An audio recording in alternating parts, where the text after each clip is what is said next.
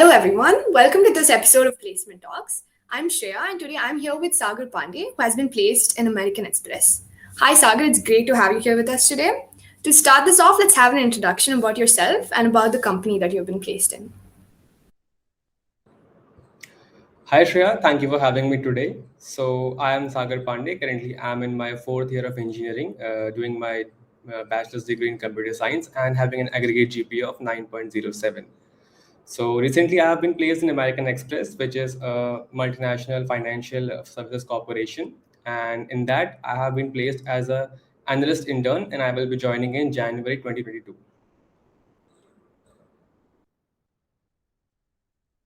Congratulations on your placement, Baya. We're eager to hear about your placement journey. So, could you describe the application and selection process?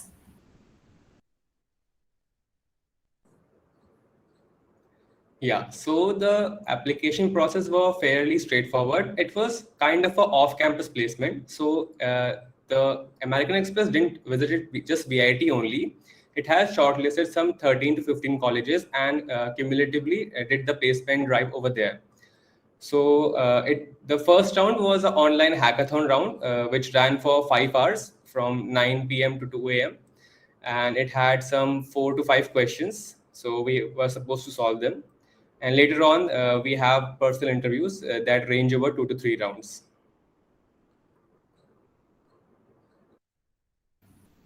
How many levels were there during the entire interview process, and how did you prepare for each level?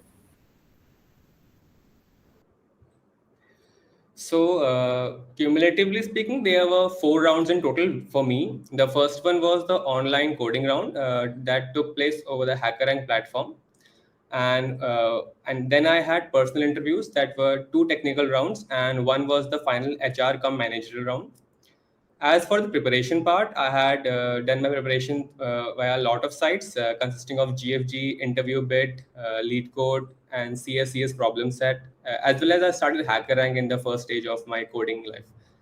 So I always followed this strategy. Like 1 year before the placements, I did a good practice in DSA, and then just before 1 month, I brushed over my core subjects. 1 week before the placements, I did my revision, and just one day before the placement and all the rounds, I tend to read the archives of the companies.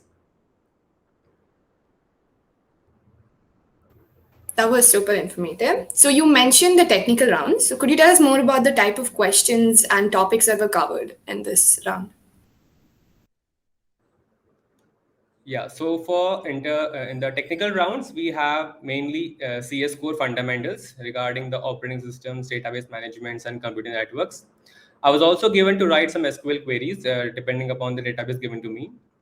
Moreover, in the second of the technical round was much focused on the projects in the resume that I have mentioned in my CV. So in the bank sector, you usually see that the DSA portion is limited just to the online coding round. So in the technical round, they just focus on your fundamentals and all. So just be clear with that one. And also in the achievement section, be thorough with that, what you write over there. So you may have cross questioning over there. So be prepared for that one. Okay. So how many students applied in total and were able to clear the interview successfully? Yeah, so as I told, it was kind of a off-campus placement. So Amex has selected some 15 colleges, which allowed some students to sit for the exams. And in actual exam, there were around 360 students who sat there, out of which 50 were shortlisted for interviews, and final offer letter was given to 8 students from VIT itself. Okay. So what were your strategies personally in cracking these interviews? So for me, like I'm not exceedingly great in academics or problem solving. So the only option I had was to sticking to practicing. So as I said, I started practicing for placements and internship just a year before the season would commence. So just practice helped me to bag me this placement, and that's it. Okay. And what are your views on the need for participation in coding clubs and chapters while in college? While in college, in VIT, when I joined VIT, so there was much less DSA oriented coding clubs. So there was development oriented, but DSA and computer programming clubs were less in number. So recently, while in my time in VIT, I have seen growth of many such clubs like the CodeChef Club and the Google DSC Club. So it's beneficial for students to join them. They might help you getting familiar with the kind of question they ask in the interviews. So it's a good thing. Okay. And could we have some tips on building the perfect resume, acquiring work experience, and on doing project work? So I don't think there's a certain thing called perfect resume. So you have to make some resume that reflects your personality, mention the projects, and do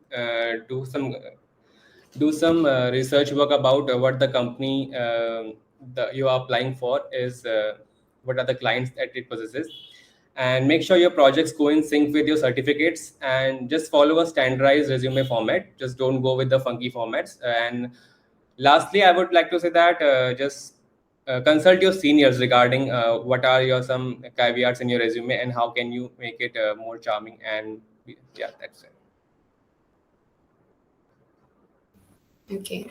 And how much does soft skills in college really help during interviews or elsewhere? So in the initial years of engineering, soft skill just consists of behavioral development. So those are the things that you require in managerial interviews and the technical interviews while you are communicating with the interviewer. The later years of engineering, they teach aptitude section Java, and fairly speaking, aptitude section holds a greater percentage of marks in around 70 to 80% companies. They have a particular section for aptitude, so they rate you over there. And for Java, particularly, I was not much benefited because I do coding in Python. So that's my way to go language. But for those who do coding in Java, so that's helpful for them. But you mentioned you uphold a CGPA of 9.07. So how do you maintain this dream CGPA in college, and how much impact does it actually have during the interviews? So CGPA plays a major role in internships and placement on campus. For internship season, you should try to maintain around 9.5 if you want to have a opportunity in every company that comes in VIT. As for the placement season, having around 9 is pretty fair enough. You will get a chance to sit for every company.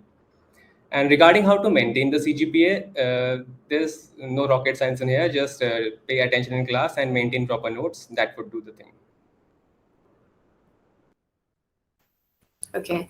To wrap this up, do you have any tips to share with your juniors who are preparing for placements right now? Yeah. So, firstly, before interviewing any company, just go on the Google and read about the company, its clients, and the business model that follows. As for my example, I was asked that how American Express works and how does it generate revenue. So that's something good to have in the first hand. Secondly, just keep calm and keep up a smile on your face. That will help a lot. Okay, that's all the questions we have for you today, Bhaiya. Thank you so much for joining us today.